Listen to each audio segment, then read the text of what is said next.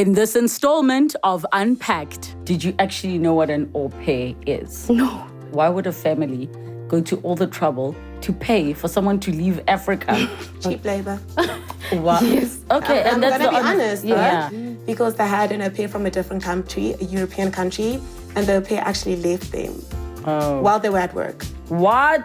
Like the first two, I didn't get it right, I guess. My last family was the best.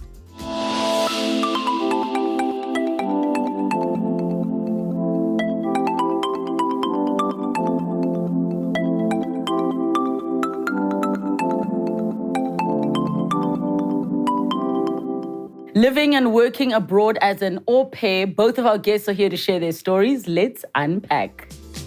When Tshegofatso Sekhasimbe struggled to find a job after completing her studies, she was introduced to au pairing by her sister's friend. She took a leap of faith, applied, and traveled to work with her first host family. Gillian Seeto from Johannesburg was 19 years old when she decided to try out for au pairing. Her first attempt was unsuccessful, but 3 years later, she found herself traveling abroad for the first time and welcomed into her host family's home. These are their stories. Let's unpack.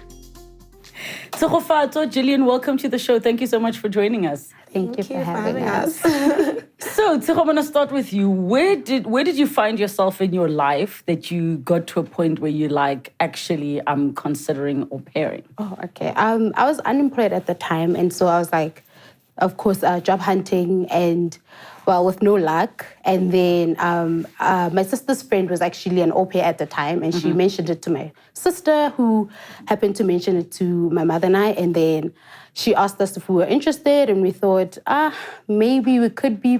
And then finally, after we did our research, we were actually interested. And I thought this would be a great time to just go. I don't have a job right now, no commitments. So I was like, that's actually like a great thing to like take on. So prior to you being introduced to that whole thing, did you actually know what an au pair is? No. It's interesting, hey, that people don't know. So when people would say the word au pair, or did you only hear of the word nanny?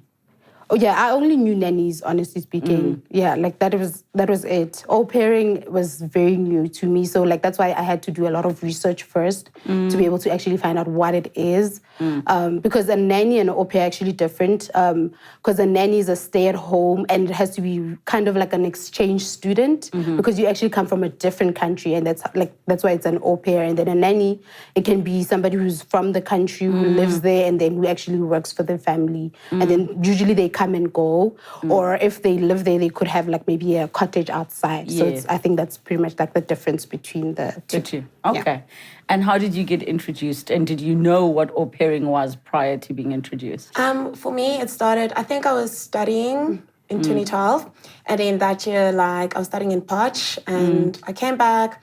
And firstly, I wanted to go to the Netherlands. So I was like, I'm going to au pair, because I grew up in a culture where I knew about au pair. Yeah. So how I grew up is, it was mainly not known for white people. So that's how I knew about au pair. And that's also the environment that I grew up in. So I knew about that, but in 2013, that didn't work out, so I let it go. But I trusted God. And what was it that made it not work out? Like, I had filled in my forms, everything, and when it came to reference letters, nobody wanted to write me a reference letter. And I feel like I'm a pretty good person, so I don't know why. Yes. And then in 2015, I think it was in June, I was working as a legal secretary. And there were some changes at home, and I wanted to change. And I was like, okay, I'm going to apply again, but this time for the States. And I kid you not, like in 2 months, I was able to get a family. I got reference letters. Everything was just smooth sailing. And of course, I paid for it myself too. And I guess, for me, I didn't know what an au pair was, but I did it for a reason, because I wanted a change. I wanted an escape. And like you said, I don't have any commitments. I don't have kids. Like, I was working, but it's not like I was working for someone or to keep somebody else alive except myself. So you say that this time you applied for the States. Where were you applying for prior to that? To the Netherlands. Okay, yes, to the Netherlands. Because, I mean, I think in terms of the processes are not the same if you're trying to go to Europe versus going to the States.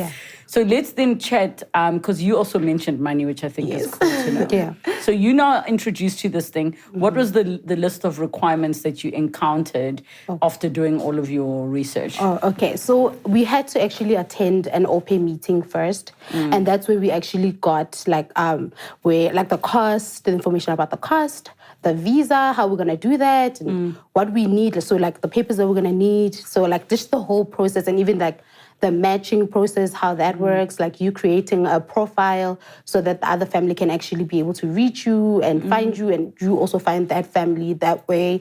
So yeah, that's pretty much how it went. And then with the cost, I actually only found out in the open meeting. So in the brochures and also online, they didn't give that much information about it. And when I got there to the open meeting, that's where they actually told us that this is what you're gonna need to pay. There's an application fee, and then the program fee, and then this is what you're gonna have to do to be able to be an au pair. And then you also another requirement is actually a driver's license. That is usually very compulsory. So you have to actually have one. So in order for you to leave, you need a driver's license. So that's a requirement. So we had to do that. I had to start and get my learners and then get my driver's license afterwards. And so it was I had to do everything from scratch because I didn't have a passport. I didn't have just anything. Literally, I had to start from scratch. So my driver's license and my passport, I had to do all of that. I'm trying to understand all the costs, right? Yes. So, what was it exactly that you are paying for? Is it for them to train you? Is it for them to facilitate the process of getting you on whatever their matching platform is and that kind of thing? Yeah, I believe it's actually for facilitating the process because usually when you get that side, my host patient used to say that they kind of paid for me to get over to that other side. So it's pretty much so that you are paying for them to actually get your papers ready, for them to help you find the family, and to facilitate the whole process for you and help you get ready, whether it's telling you when you're going to get the visa, then booking your flights, and you to be part of that program because each agency is actually different. We went to different agencies. I went with Cultural Care. She went with Au Pair America, right? Au Pair Care. Au Pair in America. Oh, yes, Au Pair in America. So each agency is different, so they also do different things. Even the costs are actually different. Yes. So how much about did it work out to? For me, it was roughly 20K, including the visa, I would say. So so it was health insurance, the program fee and the application fee, and then also the visa. So pretty much 20K. You look shocked. I am. Why? How much was yours? I paid 7,500. Yeah. Wow. And did you get the same things as her? So mine, once again, this was in 2015, I'm just saying. Yes. So for me, firstly, my mom told me to go get a passport when I came back. So at that time when I was applying for the Netherlands, my mom told me to go get a passport. So I had a passport, I had my driver's license. And with them is if you are able to pay half or pay a deposit, you get a discount. So that's what I did. So I managed to save up money so that I'm able to pay the time that my process started. And our OP meeting, I had a one-on-one counsel. So she would meet me and I remember she would meet me for coffee and she'll take me through all the steps. With the cost, it was actually on the side too. So I wasn't shocked when we spoke about it. I wasn't shocked when I went through to the offices. I knew exactly what was in for me. So they were consulting me, of course. They assisted me with my au pair CV. I want to say that, my au pair CV. They assisted me with the pictures, what pictures to choose. I even did a little video, all that, introducing myself. I shot this video in the back, at the back of the house. Yes. But they assisted me with that, uploading, and they were checking in every time. Yes. So, and also the visa cost came now visa cost is always excluded. Yeah. So mine came 7.5 for everything, flights, healthcare, whatever needed to be done when I'm in the States, and for people to look after me, if I can say it that way, when I get there. But my visa was 1.2, 1.5. But also that comes out of my own pocket. So that's not included into the agency 7.5. cost. Yes. So I'm confused because you mentioned that your family said that they pay for you to go there. Yeah. So did your family pay for you to go there, or did you pay for your own flights? Oh, okay. So what happens is when I said like the family, the host family, they pay the program, and then that way they're able to get like us that side. And so with what I pay, like the program fee, the application fee, I feel like that's for them to facilitate everything that they need to like do, like whether it's like the health insurance, with you also being in the program as well, them helping you with like everything. I think that's what I meant, yeah. And then who paid for your flights? I believe they did, because then everything else was booked after I paid my side of the... Yes. Yeah. And in your case, who paid for the flights? I'm not going to lie, I think it's through the agency. Because I know like the parents or the host family, they also need to apply to the agency. So they give a lump sum and be like, okay, this is what you want this to pay. And the agreement between them and the agency is they'll house you, they'll pay for you to get there or however it works. And of course, hopefully they'll treat you well. Yes. Okay, and I think it's important that we are explaining these type of things, because it is an opportunity. Maybe times are not what they used to be, with the pandemic and everything, but definitely there are so many opportunities to work abroad for people. In terms of yourself and you, your relationship with children, what was that like prior to the whole experience? I love kids. Yeah. So I grew up around kids. So, and I think one thing also when it comes to reference letters, you said the requirement is a driver's license. Requirement is you need 40 hours of childcare. Wow. You can't just go and look after kids if you don't have any experience. Because firstly, it's somebody else's kid. It's not somebody's family. It's somebody else's kid. Yes. And for me, so I grew up around kids. I'm very familiar in teaching, playing with kids. So by the time that I was going, I was like, okay, I'm ready for this. I feel like I was also matured enough to know that it is somebody else's kid. It's not like close family. And I knew what I was getting into. And I knew like getting there, it's not about me. It's mainly about the kids. Like I can say whatever, I can do whatever. But if I'm going to go with a mindset, I'm just going there to travel, to be taking cute pictures, living my best life abroad, that is the wrong mentality. And I feel like I've said this, like I've had people message me, ask me, and I'm like, if you're going there to travel or just like to have a good time, don't do it. Because majority of the time you work. You actually work. You look after the kids, because that is what an au pair is. Yes. And for yourself, what was your relationship with children? Yeah, I had a great relationship with children, like ever since. I've always loved children. And I think, like she said, it was a requirement. I think to be an au pair, you really have to love children. Like, that's it. You really have to love them. Because if you don't, it's gonna be... You won't have patience. You won't. You literally go home. You want to go home, because sometimes they even want to come to you, like to your room and play with you, even when you're not working, when you're not like working that day. Because if they like you, they really would like to spend time with you. So if you don't like children, you're going to have a very hard time being an au pair, because that's a lot of hours that we actually spend with the children. Like, they're pretty much our lives. And then we only get out only maybe on weekends or when we're off. But like literally you're home with the kids all the time. So I had a great experience with the kids, because I was already like excited. I knew how to take care of like both like toddlers and like infants. And I knew I was like ready for this, because I thought it was perfect for me, because I love children. And I have always had like a great like relationship with like parents and children. And even at church would always babysit, and they would even call us when we were in youth to like babysit my twin sister and I, and like even my other sisters would always like be with children. So we'd actually participate a lot in that. So I feel like it wasn't that hard for me to take that job. Was first aid also a requirement? Yes. Okay, and that makes sense. Yeah. Well, I mean, it is part of the agency fees too. So when you actually land, you went to New York too. So when you land in New York, you have an orientation class. That's about a week. I'm going to say a week. It's like 4 days. And in those weeks, one day they'll teach you about toddlers, infants, how to care for them. Because there are some people who might have the 40 hours experience, but then they with a family that has an infant. Yes. Maybe they are caring like for 6-year-olds and up. Yeah. So those classes are there to help and to mentor and to kind of be like, to tell them how to deal with infants. Yeah. But within that, you also do a first aid training. Yeah. So you'll do all the training, how to do CPR on an infant, on a toddler, and up. So that really assisted us because then the family can take you and you have your little certificate, which makes it easier to make them know that you are actually legitimate, that you know what you're doing. Yeah. And should there be any troubles, you can just reach out to your agency. Yeah.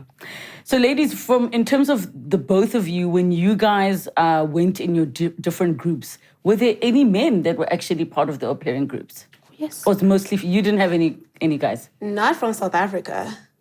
And your side? Yes. Even from South Africa.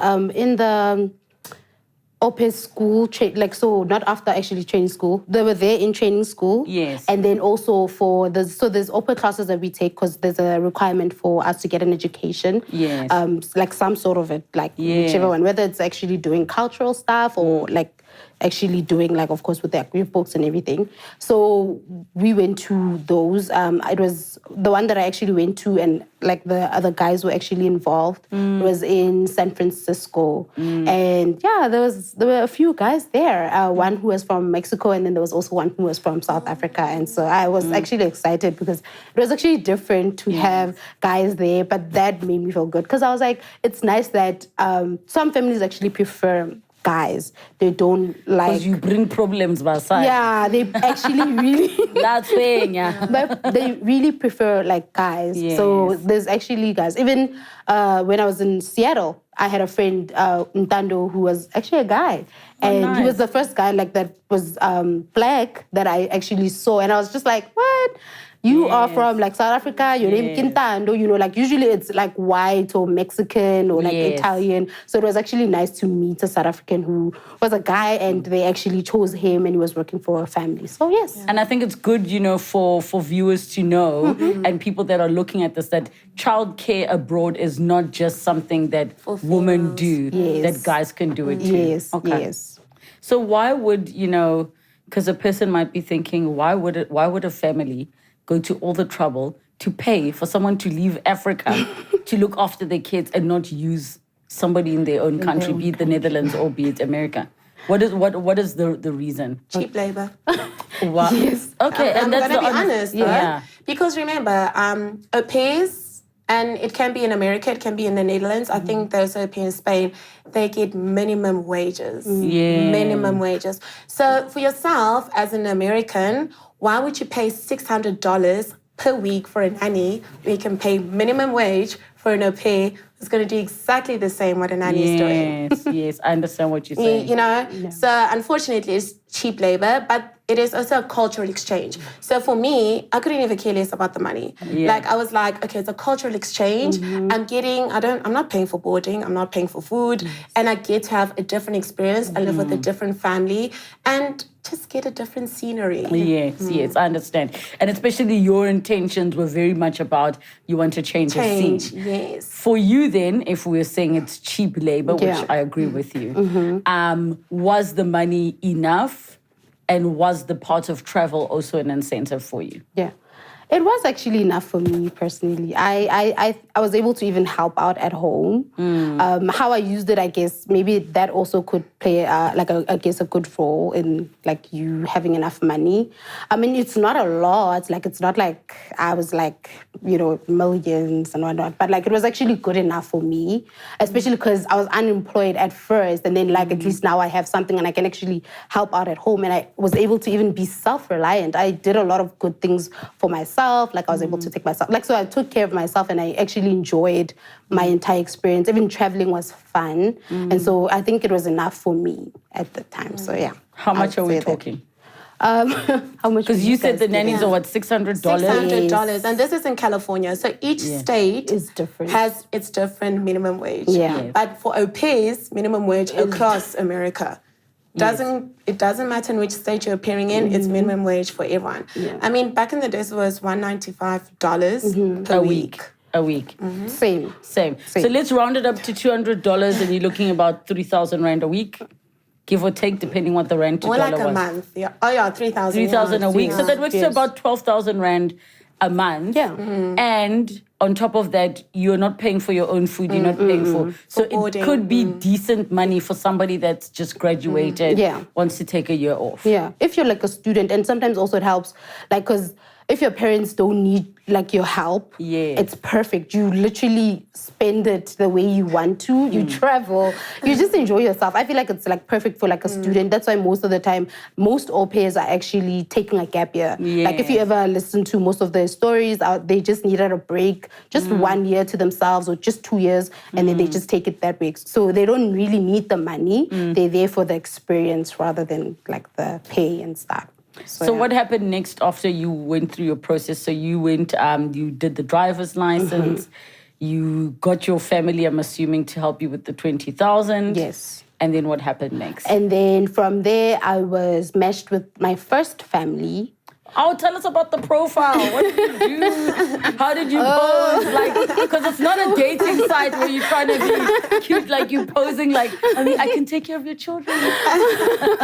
Mine was very simple. I had I can't remember his name, but I think it was Godfrey, yes. He was helping me with the whole process, but I didn't get to meet him face to face like you did.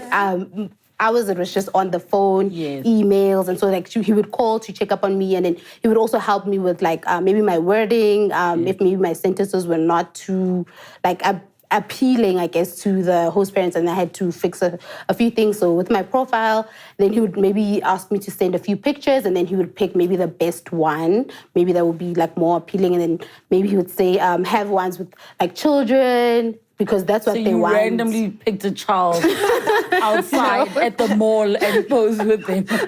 Luckily, actually, I had a lot of pictures with children because I love them so much. Yes. I was actually fortunate enough to not even have to scramble looking for pictures. Yes. And so I just literally took what I had on my phone and I sent them to him. And then he took the ones that were like, I guess, the most appealing. Maybe they were like I guess they looked perfect enough, and then at least he put them on my profile, and then he helped me with that. So the profile, literally, you just write about yourself, what you like, and if you would like, maybe you would rather take care of like 2 kids, then you tell them that no, I don't want 5 children, I want 2, or you can actually like specify how many kids you want, and also if you can swim, because sometimes like most host parents do like those who can swim, because they want to know that if they leave you maybe at the beach with the children, you'll be able to like swim with them, but also help them if ever there's any emergency that comes up or anything bad happens. So I created my profile, and it was literally super easy for me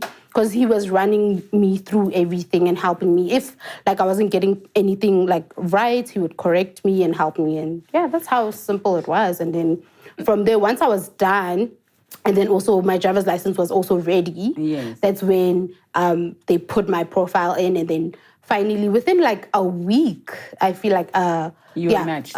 I was matched with a family, and they reached out, but actually that didn't really work out because I think I took a while to reply to the email, and then like that fell through, and then only after like maybe a few more days, then I found my next family.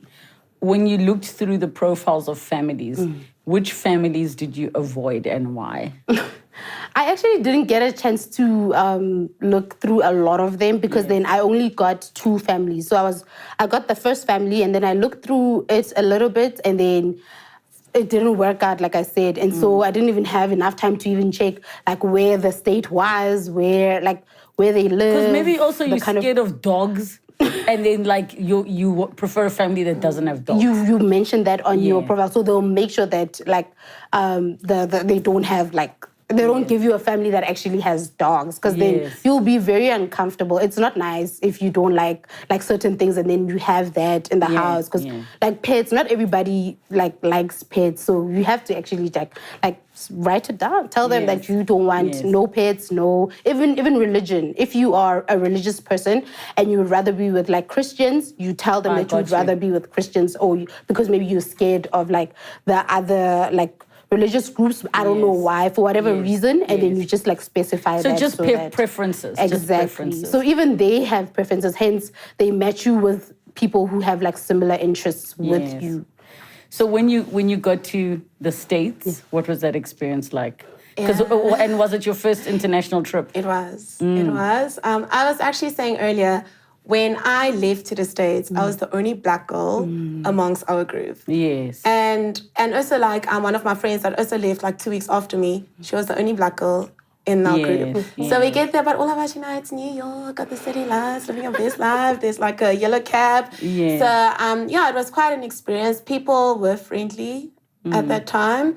It was a bit of a shock because it's like I left here, slept, woke up in completely a different culture, different country, and everybody's just speaking English. And it's like, you see it in the movies, or I love Gossip Girl. Yes. So I used to watch Gossip Girl and like Brooklyn and New York, wherever they go. And then you actually find yourself there. Yes, And it's like, wow, I'm actually here. I remember the first time. So also on your orientation, I don't know if they did that with you guys, but then I think it's the last week or so, they will take you through for a tour, a New York tour. So you'll go to Times Square, you'll go to, what's that, Empire State. Yes. And there's another one. I think you'll also go see Lady Liberty. Yes. Go have some New York food. Yes. And that is very nice because majority of the girls that go have never been out of their countries, have never experienced that. So for me, it was very nice. But also, I was so glad that I wasn't matched in New York. Yes. Where were you matched? I was matched in California. And why is that? Because of the lifestyle? I'm a city girl, so I was born and raised in Joburg. Yes. And like I said, you watch Gossip Girl, you watch the movies. So New York looks amazing, all this. But for me, 4 days there was even enough. Yeah. Wow. And then when I went to California, so I was in Southern California, there it was a bit of Joburg and a bit of Cape Town together. Yes. So it wasn't too city, but it was, you still had the beach. Yes. But it was just perfect. Oh, and the weather was perfect. Yes. I can't imagine living in snow. Yes. No, I got you completely. What was your family like when you arrived, and did you guys gel? My family was actually interesting. I got along with the dad more than the mom because he actually served a mission in South Africa. So he was actually aware of like most of the things. So he knew about our culture. He served in like Foslorus. Yeah, that's where, so he was more like Josie. So he knew all about that. And I think that's how we actually got along because he would like talk about South Africa. And of course I could relate to that. And maybe the wife couldn't really relate. And so when we got there, she was a little bit like more quiet. And so most of the time, my host dad would be the one who was actually the middleman who would actually tell me, oh, you need to do this, you need to do that. So then with her, we didn't have a great relationship because of that. I feel like she was a little more distant than she, like, I thought she was going to be like vibrant and like, very welcoming, but she was actually very like calm. And so, yeah, that's why it actually didn't work out because of that. So when and how did it end? So it ended literally 3 months after I landed. And then, it's because she was kind of like asking for things that were like not part of the contract. Was she asking you to clean up dog Yeah, food? she wanted me to do all of that. And so I felt like that wasn't right. And I did actually tell my... so there's we have an LCC, so it's like a local counselor who actually... you talk to them about like whatever issues you have, even if it's a good day. Like, so you meet them each week and then you just like tell them if maybe there's an issue at home. And so she brought us together to try to fix it. But then my host mom was just like, life is hard. And so it ended Meaning that way. what? Yeah, because I was just saying that what they're asking of me is actually hard because then it's not part of the contract. So my job is like cleaning. Exactly. You can't ask of that because that's not what I knew I was going to be doing. So imagine you're being asked to do something that you weren't prepared for. Yes. And so that's a lot. And I was saying that's a lot. Like, you can't be asking of that. And for her, she felt like, so you take it or leave it. I so understand. that's pretty much what she did. And then it didn't really work out from there. And we had to start the rematch process. And while that rematch process happens, where were you in the States? Do you stay with your family until they match you with you stay with the family. Unless if, like, maybe they're abusive or they do something that is too scary, then then you'd have to, of course, be placed elsewhere. But with mine, ours wasn't that big. Even we weren't even like shout, like we didn't even confront each other in a mean way, like too much. So it wasn't that bad. So I still stayed in my room, and then but then I wasn't allowed to I guess stay with the kids anymore since like I'm leaving in about 2 weeks. So they give you 2 weeks to leave to find another family, and then if you don't, you either go home or Yes, so you have to find a family within 2 weeks. So with me, I had to stay in my room and then go out whenever I wanted to. But then I wasn't working for the 2 weeks of the rematch. But some au pairs do actually continue working until they find another family. So it depends on the family actually. If they still want you to continue to work, then you continue. But if not, then you don't. Yes. What was your experience with your family like? Amazing. Yes.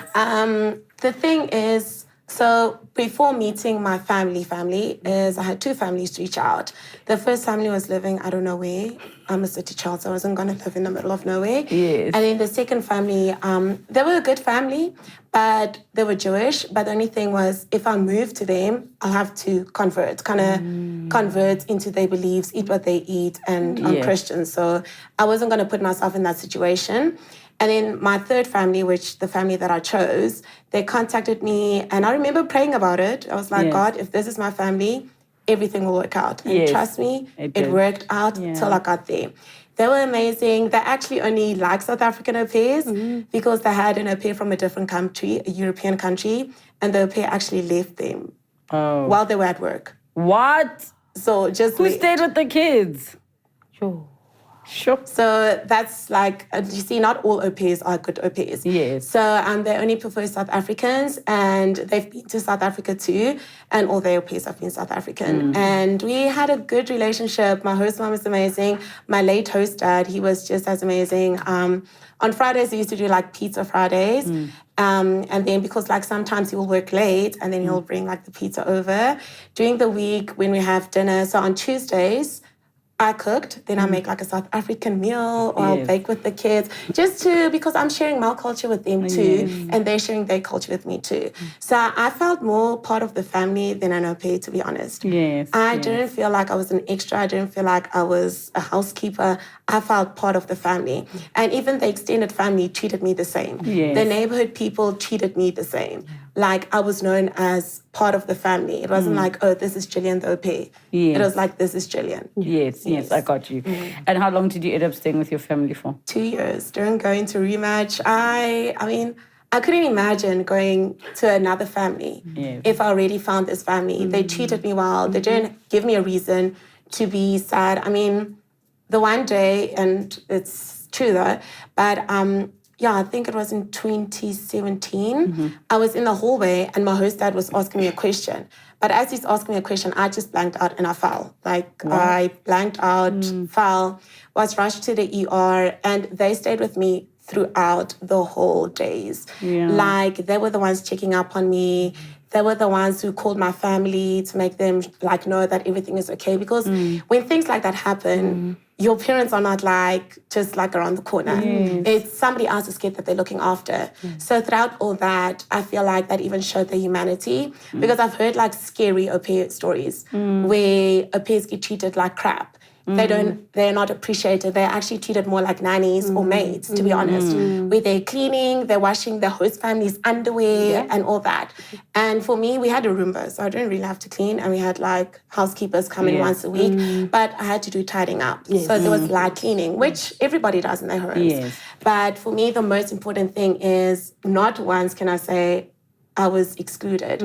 Or not once can I say I felt like an au pair. Or an outsider. An outsider. People were actually surprised when I was no, I'll go out, I'll finish work at 4, if I ask my host mom, and then she'll be okay, I'm home at 4, go and do whatever.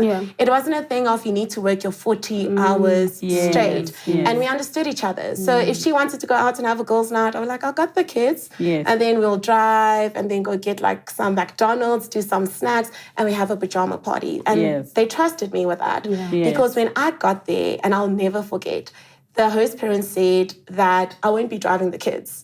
So everything was very close. So I was no, it's okay. But I already had my international driver's license. I was very comfortable driving.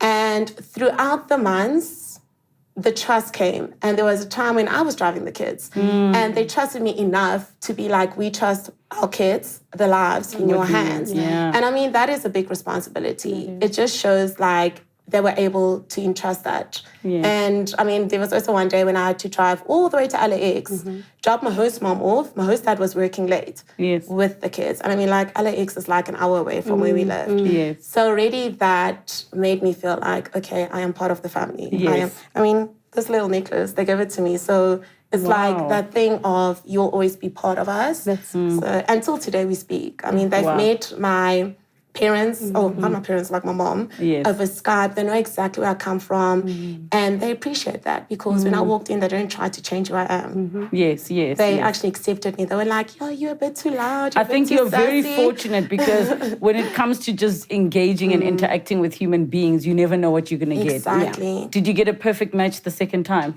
No. So what happened? So I actually worked for 3 families. All in all. Hey, busy. I was busy. So I wasn't fortunate like Gillian to get like the first 2, I didn't get it right, I guess. So what happened? What was wrong with the second one? She was worse than the first family. In wanting you to clean. Yes, she was, wow. It was actually a lot. She was very like, I don't know. I don't want to say it though, but like, okay, she was depressed, so she wasn't really like great company. And so she was also like, she demanded a lot. And so it was like taxing emotionally. It was really a lot. Also, it's not your responsibility to hold that space for her. Exactly. It was a lot. Like, I think when I looked back and I was just like, I regretted even moving from Utah to San Francisco because then it was worse. It was worse. Like, I was really depressed around that time. Like, there, I didn't, like, find a great match. But the child was great. Yes. Like, we got along really well. So that part of my job was fine. It's just that she wanted me to prep meals, to, like, clean. It was actually one of those who actually want more than the contract they're paying for. Exactly. So it was actually a very hard... Minimum wage with maximum work. Exactly. Exactly. So I didn't like... my experience there. I only enjoyed like my social outings with others because there's a lot of au pairs in San Francisco or like in California in general than there is in any other state. And so that I enjoyed, but then at home it wasn't like the best. Yeah. So she was not the best, honestly. And then the final family, how long did you end up staying with them? Oh, I stayed for a year with the next family. That was my last year, and I enjoyed myself. They were great. I think that's when I actually found my match too. I also got along with the relatives. So whenever we'd go like to visit them, like maybe because they were like across the ocean, we'd actually go to them and like visit like the island. Because in Seattle, there's actually islands. And so we were in like Washington, and so we'd actually visit them across. And then like it was so nice. I actually enjoyed myself a lot. I got along with my host mom's sister, and it was interesting because she was going through a lot, but then we had a great relationship. And so she treated me nice. We had a great relationship. She was great. She was a happy woman, and she was trying her best to be the best parent ever. And I think I understood that, and I saw that. And I think that's what made us get along really well, because I like parents who really love their children, because then I feel like, you know, if you don't love your children, like, who do you expect to love your children? You know, you have to be the one who actually sets the tone for us. You can't outsource that part exactly. of And I feel like those other parents, like, especially my second host family, like, I feel like she wanted me to be, like, the one who gives, like, the child all the love while she's not. And so it was actually, like, too complicated, I feel, with that. But, like, with this family, like, I loved it. She loved her children. She would come home early. If she got off work early, she would let me go. And so she'd be like, you can do whatever you want to do. Even if, like, I'm supposed to knock off at, like, 6, and then she comes home at 1.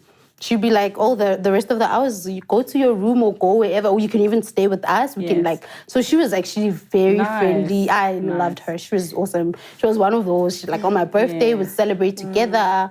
When the kids go to their father's house, we'd actually, like, spend time together. And, yeah, we had a great relationship. I think my last family was the best. I'm glad that, you know, we get to show all sides of this experience. What do you think people should know about au pairing that maybe they wouldn't know, that, you know, agencies or Google will never tell you about this whole experience? It's actually not scary. Yes. You can't, personally, it's a personal thing though, I feel like you can't think that your experience is going to be the same as my experience. Yes. I mean, two girls, we end up pairing different experiences. The thing is, you need to do a pairing with an open mind. You need to do it with the fact that you are going to be working, you will be working with kids, but there will be opportunities to travel, depending on your family. And that is the most important thing. And do it for fun. You're only as young right now. This is the youngest you'll ever be. And then you got the rest of your life to be as old as you want. So go in the mindset of, I am going there to have a cultural experience. I am going there to maybe learn and find myself. Like, I know I found myself better in the States because I was in an unfamiliar place. I don't have a choice but to find myself. And just have fun. And if it's about money, you don't have to pay it all now. You can just start saving up. But know towards what you're saving up to. Yes, I got you. And from your side, anything that you think people should know about this experience? Yeah, I also like what she said, like with like it being different for everybody. Because not all au pairs actually have bad experiences. And I would still recommend it, even though I had like my first like 2 families which weren't great. But I feel like I wasn't necessarily prepared for it. So like I think if you take the time to actually learn that there are different experiences, so like you must actually kind of expect like both, you know, like maybe you might find a great family, but also that you can get out of that family. So like it's not like a dead end, like you're stuck with them for the rest of like the 2 years that you're there. So like I guess my story could say like you could find a different family. And if you don't, go home. You know, you don't need to. There's nothing wrong with going home. Exactly. There's absolutely, you're not a failure. You can't force something. Like I feel like that's because a lot of au pairs, they will rather be with a family that treats them like crap than go home because they'll be like, oh, but they saw me leaving, go or Tambo, and now they're going to see me as a failure. It has nothing to do with that. Rather have your self-respect than lose yourself to somebody who pays you minimum wage and treats you like crap. So, What are you doing now with your life? Oh, right now I'm actually like studying. I'm with like a program from church, which is BYU Pathway, and I just started this is my 2nd semester, so I'm actually busy with that right now. Nice. And what do you want to be doing when you're done with the studies? I want to actually continue, of course, with my YouTube channel, which I love. It's my baby. And I still also want to just build my brand, but also like I like corporate, so I'd like to stick to that too. Yes. What are you up to at the moment? I work. So I work as a bid and proposal coordinator, and I'm also content management for a different company. I do modeling, I'm studying, and I also do content creating. Yes. So it's quite a mouthful, but... Hey man, you dabalaza where you dabalaza. You can't just do one thing. Yes. Well, ladies, thank you so much for coming through to share your experience. And I think, you know, when I was much younger, I started working when I was a teenager, but I think I would have gone the route of doing something abroad. I have a sister who went and au paired in Spain. Ooh. And I think the biggest key takeaway for her was like life experience. Yes. Man, you come back and you get life experience. Being in another country, being away from home, it almost puts you in a position of, like you say, finding yourself and getting to learn about yourself, learn about the world. And that's been quite an awesome thing. So ladies, thank you so much for coming through and for talking to us. I really appreciate it, and I really wish you well on, you know, your journeys going forward. Thank you. Hashtag Unpacked with Relebogile. Let us know your thoughts on today's discussion. And I mean, for young people out there, that yes, there's so much unemployment. There are opportunities abroad. This is only one of them. So please do that research. Go online and see what opportunities you can go for. And even if au pairing is one of them, it doesn't have to be America. There's au pairing in other countries. You can look at Europe. You can look in the UK. And that opportunity might be right for you. Thank you so much for joining us. Have a good night. Next time on Unpacked. A few teachers came running and they helped me up. But this time it just felt different because it was not my leg. It was more of my entire body. They put me to sleep and I woke up the next day with a cast from my chest to my leg. Basically, your whole body's in a cast. What did the doctors tell you? They told my grandmother that, okay, there's nothing we can do. I just remember psychologically asking myself, why? Why me?